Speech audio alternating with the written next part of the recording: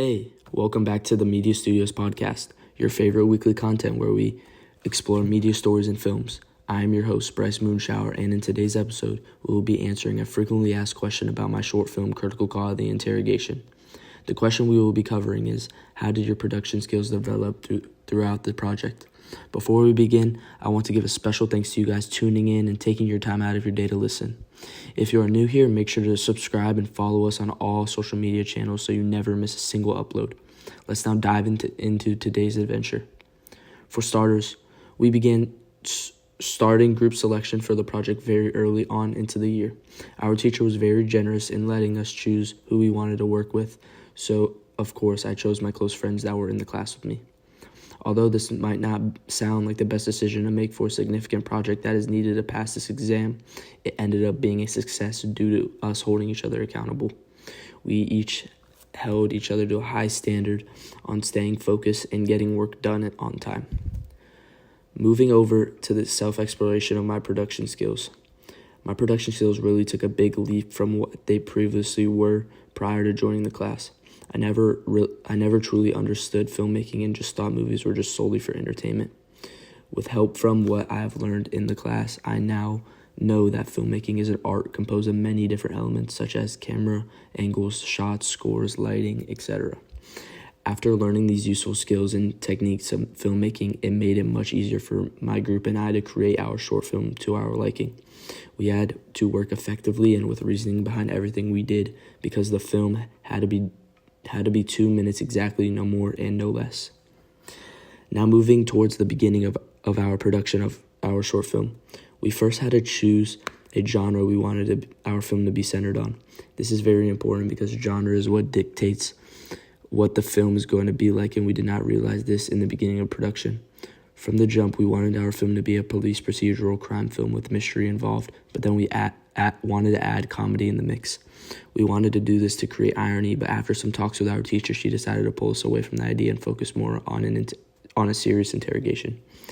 Each group member agreed on this because we knew decision-making is very important in creating a film. Our group did not have any significant disagreements due to us recognizing that it would only create problems for us. This allowed my group and I to effectively collaborate our ideas to create our end product. After figuring out what our film wanted to be focused on, we decided to create a storyboard. This was a very difficult task for my group to complete due to changes in how our film was going to go about. We each assigned ourselves a specific role in the storyboard to complete to get it done efficiently, but this brought a problem afoot when a group member forgot to do their part. This made it difficult, but in the end, we got it complete in time to turn in. With the storyboard, we were able to figure out our plot elements, angles, lighting, mise-en-scène, and sound of our film. This made the process very smooth when we began filming. The storyboard overall created a layout for how we were going to film our short film and allowed us to create more meaning through every shot because of different shots' effects on audiences. Now let's talk about how we decided where and when we were going to film. We all collectively agreed on filming in a single place for the entire film. Because of a single location, it made it to where we had minimal continuity issues. The location we decided on was the film room behind our teacher's class. This was a perfect location for what we envisioned on our storyboard. We were able to use the single table that acted as an interrogation table. The lighting in the film room was phenomenal, and it allowed us to adjust it to make it brighter or dimmer to our liking. Moving along to the scheduling aspect of our film, we decided to film during the class period with permission from our teacher, of course, because 3 of us in the group have after-school activities that we needed to attend. The first day of filmmaking was ultimately not a success due to us second-guessing our storyboard. Because of this procrastination, we needed to schedule a second day of filming. The second day of filming was an overall success. We casted a group member as the interrogation officer and 2 other group members as the teenage criminals. I took the role of the camera work. The camera work was pretty simple with constant shot reverse shots, mid-shots. I did all the camera work on my phone, and because of this, I also took the job of editing the entire film on CapCut. Funny that I mentioned CapCut because that is today's sponsor of this podcast. CapCut is a free all-in-one video editing app. It is designed for mobile, desktop, and web. It offers a user-friendly interface with advanced features like AI-powered editing, background removal, auto captions, and a vast library of trending effects and music, making it ideal for creating high-quality social media content, vlogs, and short-form videos. Be sure to go check them out. I would not have created this product without them. I played a very important role in this project by taking the task of editing the entire film. All of the editing ideas were because of me, besides some of the teacher and classroom suggestions for editing. My editing skills have significantly improved over the course of this project because of the time I put in learning this app. This improvement allowed my group and I to create an amazing product. Due to the class reviewing my group's film, this led to constructive criticism to fully enhance our film to its best ability. I think that my ability to take criticism was very strong because I knew what I was receiving was only to help my group and not to bring us down.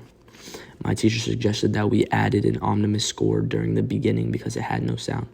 So in our revision, we added that to enhance our film, which added to the mysteriousness.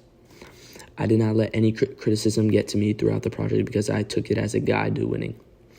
Other than that, my group did not receive much criticism. We worked cooperatively to reach the end goal because we knew that what was at stake was bigger than a petty disagreement. Finally, I wanted to go over the production process of my logos and credits. At first, we did not know that these logos and credits needed to be made a certain way so that they can appeal to our targeted audiences until we learned from our wonderful teacher. For our first logo, we created a professional logo that eased the viewer into the film. We first sketched the logo on a piece of paper. We then created this logo using a website called Hallyu AI that had text-to-video AI creation that was driven by prompts. We incorporated an anonymous mist with a slight color of purple in the background. This nice visual would help bring engagement and be overall pleasing to the viewer. We then added a film tape unraveling into the words Ace Media Studios. For our genre logo, we used the same process as we did for the corporate logo. We made the genre logo dark and mysterious with a guy walking into a jail cell. Moving over to the creation of our credits. We used a website called iMovie to create our credits.